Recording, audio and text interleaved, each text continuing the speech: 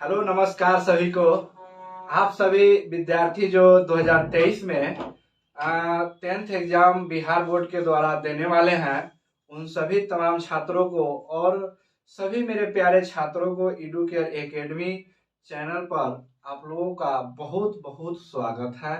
और आज हम अजित कुमार आप लोगों को आपके 10th एग्जाम से रिलेटेड प्रश्न जो डायग्राम वाला पूछा जाता है, यानी कि साइंस सब्जेक्ट में जो डायग्राम पे आधारित प्रश्न है, आज से हम कम से कम 2 प्रश्न रोज कराने का फैसला लिया है। मतलब बायोलॉजी से शुरू किए हैं, केमिस्ट्री और फिजिक्स, सभी का जितना डायग्राम पर आधारित प्रश्न है और एक डायग्राम पे आधारित प्रश्न 2 नंबर के पूछा जाता है। तो डायग्राम के माध्यम से हम आप लोगों को बताने की कोशिश करेंगे और डायग्राम से आप लोगों का ऑब्जेक्टिव जितना है सब कुछ क्लियर करने की कोशिश करेंगे। चलिए बच्चों, आते हैं। आज हम लोग देखेंगे ह्यूमन रिप्रोडक्टिव सिस्टम, मतलब कि मानव का जो प्रजनन अंग है, इसके बारे में हम देखें कि अधिकांश बार रिपीटेड क्वेश्चन पूछा गया है। बार बार इस फिगर को रिपीट करता है क्योंकि यह मानव का स्ट्रक्चर ही है। जैसे कि हम लोग हैं, जितने भी सारे ह्यूमन बीइंग हैं, सभी का स्ट्रक्चर है। तो इन स्ट्रक्चरों को अगर ये मेरे एग्जाम के माध्यम से पूछा जाता है और मेरे पाठ्य पुस्तक में पढ़ाया जाता है, तो फिर मेरा फर्ज बनता है कि हम आप लोगों को इसके बारे में बताएं। तो आइए हम यहाँ पे देखते हैं बोर्ड के माध्यम से। जैसे कि यहाँ पे देखेंगे आप लोग कि एक तरफ हम बनाए हैं मेल रिप्रोडक्शन सिस्टम, ठीक है, यानी कि पुरुष प्रजनन अंग। यहाँ पे हम लिख देते हैं पुरुष प्रजनन अंग। और इस पुरुष प्रजनन अंग के बारे में हम लोग स्ट्रक्चर फॉर्मेट करेंगे अपने कॉपी पे। स्ट्रक्चर फॉर्मेट से आपको 2-3 नंबर के प्रश्न पूछा जाता है। तो बताइएगा कि ह्यूमन में जो मेल होते हैं और मेल का जो रिप्रोडक्शन सिस्टम होता है वह क्या होता है। तो ध्यान दीजिएगा, सबसे पहले इसके फिगर को आप लोग कैसे बनाइएगा, मेरे हाथों पे ध्यान दीजिएगा।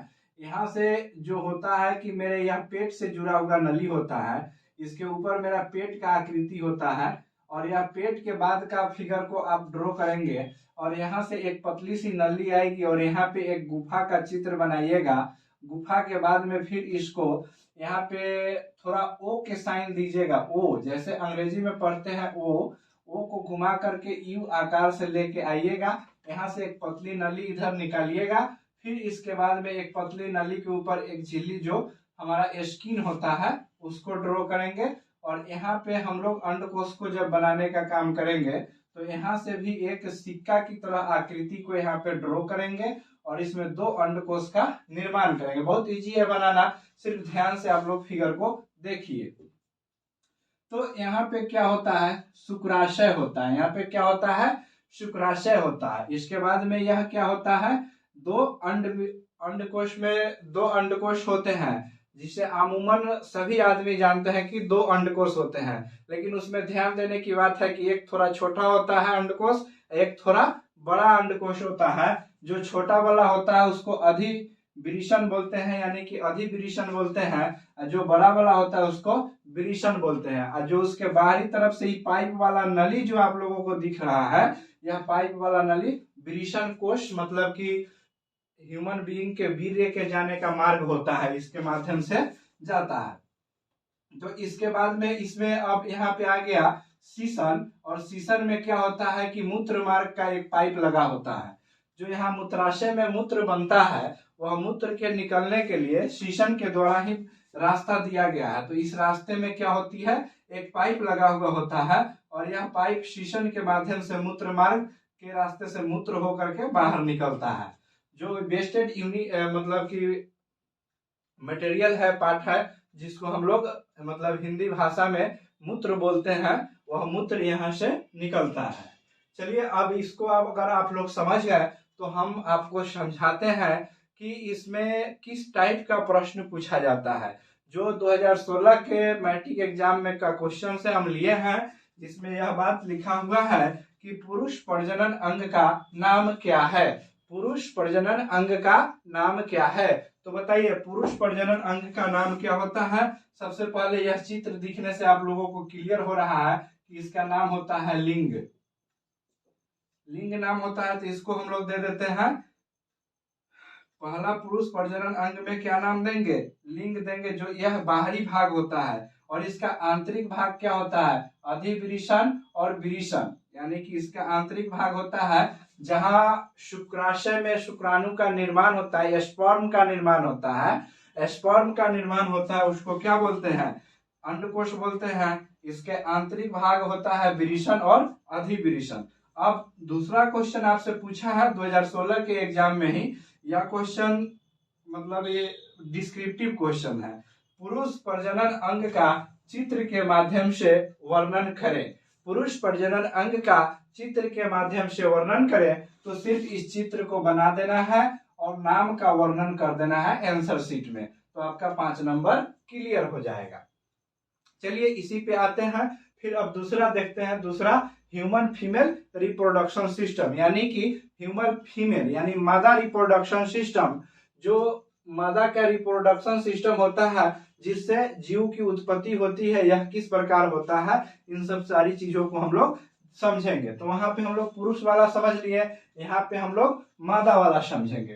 तो मादा वाला में सबसे पहले क्या होता है कि मादा वाला में दोनों साइड में यह देख रहे होंगे एक वाल्व की तरह आकृति, यानी कि दोनों साइड में, जैसे कि हम बताएं आपको कि दोनों साइड में यहाँ देखिएगा मेरे हाथों पे ध्यान से, कि दोनों साइड में एक भाल्व जैसी भाल्व जैसी संरचना होती है। इसको हम लोग ओवरी बोलते हैं।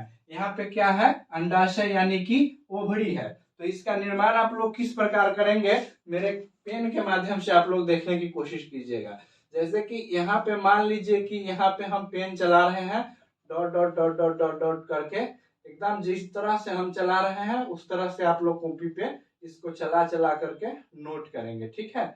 और इसमें अंडाशय में ओवरी में जो होता है एक संरचना, जाल टाइप की संरचना होता है।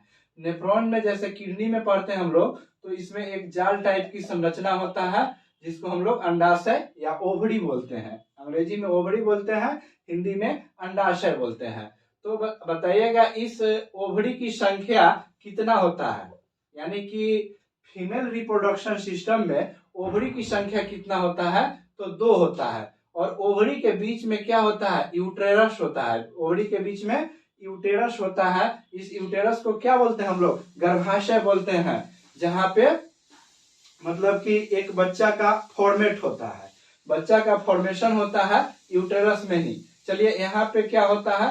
एक हाइमेन लगा होता है, एक पतली सी झिल्ली लगा होता है, मतलब कि एक पतली सी झिल्ली लगा होता है। यह झिल्ली बच्चियों में मतलब कि बहुत कम उम्र में होती है। जैसे जैसे उम्र बढ़ता है यह हाइमेन खत्म होते जाता है ऑटोमेटिक, और इस मार्ग को हम लोग बोलते हैं योनि मार्ग, ठीक है। और यहाँ पे क्या होता है कि अब देखते हैं हम लोग। सबसे पहले एक चीज समझिए कि यहाँ पे किसका निर्माण होता है, यहाँ पे किसका निर्माण होता है। तो ओवरी में सिर्फ गर्ल्स का निर्माण होता है, यानी कि जो हम लोग यहाँ पे बाहर अपने सभ्यता संस्कृति में, अपने समाज में हम जो लड़की को देख रहे हैं, यानी अपनी जो भी घर परिवार हो या जहां भी हो, लड़कियां जो दिखती हैं वो लड़की का निर्माण कहाँ होता है? एक्स यानी कि यहाँ पे होता है। सभी लड़कियों का निर्माण यहाँ पे होता है, यानी कि फीमेल के पास ही लड़की का निर्माण होता है। तो यहाँ पे क्या होती है? यहाँ पे मतलब कि गर्ल्स पाई जाती है। यहाँ पे अधिकांश मतलब कि यहाँ पे गर्ल्स ही पाई जाती है। तो यहाँ पे जब गर्ल्स पाई जाती है तो यहाँ से हम लोग क्या देखेंगे? Release of female sex hormone, मतलब हम लोग क्या देखेंगे? Release of female sex hormone, मतलब कि फीमेल सेक्स हार्मोन कहां से स्रावित होता है? फीमेल सेक्स हार्मोन कहां से स्रावित होता है? तो फीमेल सेक्स हार्मोन ओवरी यानी अंडाशय से स्रावित होता है। चलिए अब मेरा कहने का मतलब है कि यहाँ पे एक्स एक्स हम क्यों लिख दिए, यहाँ पे एक्स एक्स क्यों लिख दिए, यानी कि अपने माता पिता की जो लाडली बेटियां होती हैं, उन बेटियां का निर्माण कहाँ होता है? अंडाशय में होता है। और पिताजी के पास क्या होता है? पिताजी के पास क्या होता है? वाई और एक्स होता है। और पिताजी के पास वाई एक्स होता है, यानी पिताजी के पास पुत्र और पुत्री दोनों होता है। और माता जी के पास सिर्फ पुत्री होती है।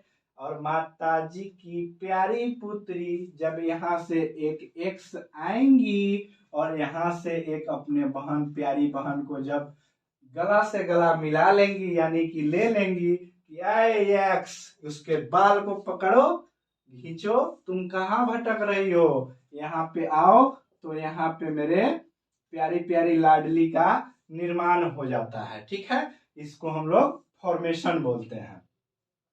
तो फॉर्मेशन ऑफ फीमेल गैमेट्स, यानी कि ओवा, ओवा में जब गैमेट्स गया, दोनों मेल और फीमेल, अगर एक्स एक्स मिल गया तो एक्स एक्स मिलने के बाद में लाडली का निर्माण हो गया, लाडली का निर्माण हो गया।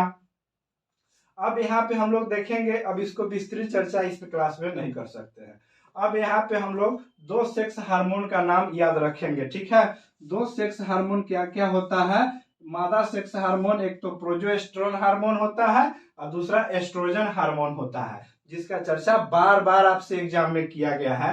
कृपया आप लोग इस प्रश्न को ध्यान करने का मतलब कोशिश करेंगे, मजाक मूड में नहीं लीजिएगा, नहीं तो अन्यथा 5 नंबर गया आपका। मादा जनन तंत्र को निरूपित करें, मादा जनन तंत्र को निरूपित करें, मादा जनन तंत्र को निरूपित करें तो कैसे निरूपित कीजिएगा मादा जनन तंत्र को? तो मादा जनन तंत्र का यह डायग्राम बनाना पड़ेगा ना, यह परम सत्य है, इसी से पूरे पृथ्वी पे जितने मानव जाति है उन सभी का निर्माण हुआ है। हमारे पाठ्य पुस्तक में इसको पढ़ना भी है। तो यहाँ पे हम लोग इसको देखेंगे मादा प्रजनन तंत्र को, और इसको पूरे फॉर्मेशन के साथ बना लेंगे। उसके बाद मादा सेक्स हार्मोन क्या है? मादा सेक्स हार्मोन क्या है? तो मादा सेक्स हार्मोन में आ गया आपका प्रोजेस्टेरोन और एस्ट्रोजन। अब बताइएगा मनुष्य के मादा जनन अंग कौन है? मनुष्य के मादा जनन अंग कौन है? तो इसमें बहुत सारे नाम आते हैं। अंडाशय है, फैलोपियन ट्यूब यानी नलिका है, यानी यूट्रस, गर्भाशय ग्रीवा इसको बोलते हैं, गर्भाशय है, योनि है और वाल्वा है, वाल्वा है। तो चलिए इस पे एक बात हम सावधानी, जो हम लोगों को सरकार के द्वारा गाइडलाइन दिया गया है उसका पालन कीजिएगा कि जब भी, अभी तो आप लोग बाल्य अवस्था में हैं तो इन सब सारी चीजों की जानकारी ले रहे हैं, तो जब आप मैच्योरेट होंगे, आप जब मम्मी पापा बनेंगे तो इन चीजों का ध्यान रखेंगे कि कभी अपनी वाइफ या कभी अपनी बहन या कभी कोई अपनी रिलेटिव को आप लोग इवोशन यानी कि गर्भपात कराने का सलाह कभी नहीं देंगे। क्योंकि देखिए ध्यान से, गर्भपात होता क्या है कि जैसे कि यहाँ पे बच्चा भ्रूण जब तैयार होता है तो वह बढ़ने लगता है, अब बढ़ने के बाद में जब आजकल चला हुआ है टेक्नोलॉजी के बहुत सारा जमाना, इसमें सब पहले फोटो वोटो के माध्यम से देख लेता है कि बेटा है कि बेटी है, तो चल जाता है इवोशन कराने। इवोशन कराने में होता क्या है कि पुरुष को तो कोई परेशानी है ये नहीं है, जितना परेशानी है सब परेशानी सिर्फ महिला को झेलना है।